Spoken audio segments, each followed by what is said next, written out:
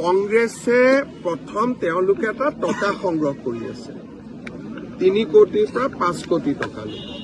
আৰু যাৰ অভিযোগ আপোনালোকে কেইটামান দিনৰ পিছত খোলাখুলিকৈ পাব নেতাসকলে ঘৰত বিয়া পাতিবৰ কাৰণেও টকা সংগ্ৰহ কৰি আছে যে আপোনালোকক আমি আপোনালোকে মোক এতিয়া এডভান্স দিয়ক এইটোও চলি আছে কিন্তু কোন কেইটা সমষ্টিত চলি আছে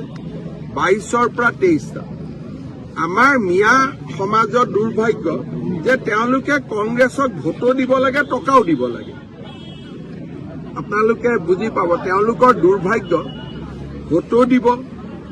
আৰু টকাও দিব আৰু এভিকশ্যনৰ সময়ত কংগ্ৰেছ দলে সহায়ো নকৰে আজিও তেজপুৰত এভিকশ্যন আছে কংগ্ৰেছ দলেতো সহায় নকৰে আজি তেজপুৰত আমি 5,000 বিঘা মাটি এভিকশ্যন কৰিম তো কংগ্ৰেছৰ